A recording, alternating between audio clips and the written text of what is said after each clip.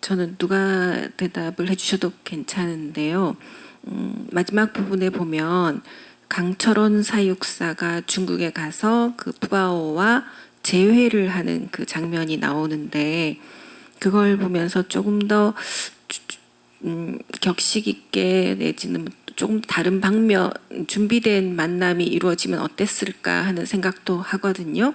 그래서 이 장면을 만드는데 중국 측과 조금 어떤 얘기가 진행이 됐는지 또 중국 측의 입장도 있을 것 같은데 그에 대한 어떤 사육사님들의 생각은 어떤 것인지 그게 과연 푸바오를 위해서 그렇게 하는 게 맞는 건지 조금 궁금하기도 합니다.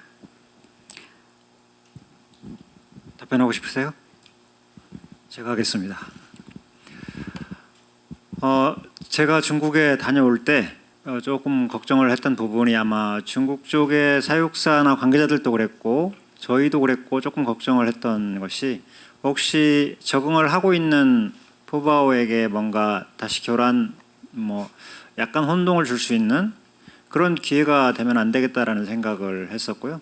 만약에 요청을 해서 내실까지 들어가서 푸바오를 만나보고 만져주고 안마도 해주고 이런 과정을 겪었다면 저는 아마 더 좋을지 몰랐지만 아마 푸바오에게는 조금 혼동의 시간이 될 수도 있겠다라는 생각도 했습니다. 그리고 중국 측에서는 아마 많은 또 중국 팬들이 계시기 때문에 문제가 생기거나 안전사고가 생길까 봐서 푸바오를 보고 일반 손님들이 다 나간 시간에 저에게 특별히 배려를 해주셨고요.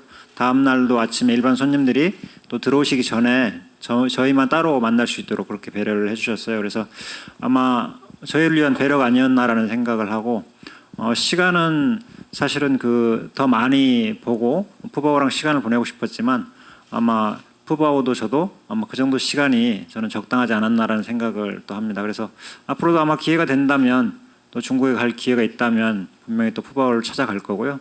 그때도 푸바오가 저를 알아봐 줬으면 하는 그런 마음을 아직도 갖고 있습니다. 고맙습니다. 영화에서 이제 푸바오랑 재회하는 장면들이 나오는데 또 중국에 가서 아무래도 팬분들도 좀 궁금해 하실 것 같아요. 중국에 가서 오랜만에 만난 푸바오는 어때 보였는지 또 그때 이제 주키퍼님의 심정은 또 어떤지 좀 들어보고 싶습니다. 네. 대단하세요. 제가 원하는 질문을 해주셨어요. 깜짝 놀랐습니다. 푸바오를 걱정하시는 분들이 너무나 많았어요. 지금도 걱정하시는 분들이 있습니다. 그런데 그분들이 워낙 푸바오를 사랑하시기 때문에 그런 거라고 저는 알고 있고요.